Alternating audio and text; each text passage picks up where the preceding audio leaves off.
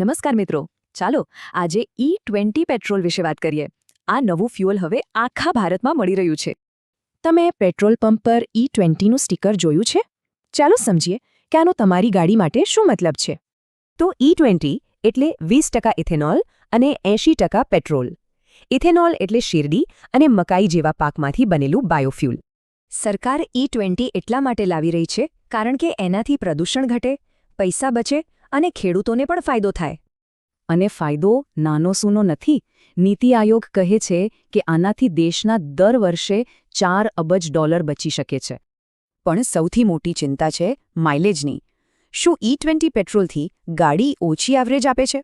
એક ટેસ્ટ મુજબ જૂની ગાડીઓમાં માઇલેજ ઘટે છે, જેમ કે મારુતિ ડિઝાયરમાં લગભગ 12%નો ઘટાડો જોવા મળ્યો.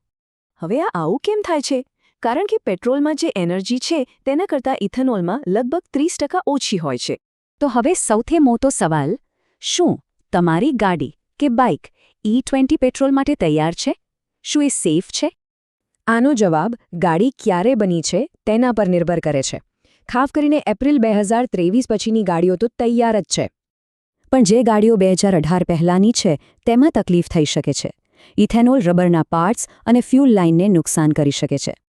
એટલે જ એક્સપર્ટ્સ કહે છે કે જે મશીન E20 માટે નથી બન્યું તેના માટે આ ફ્યુલ બહુ સારું નથી.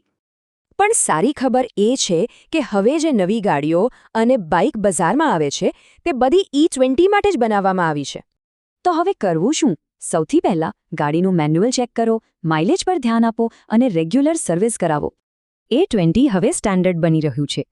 પણ સવાલ એ છે કે શું ભારતની બધી ગાડીઓ આ બદલાવ માટે ખરેખર તૈયાર છે?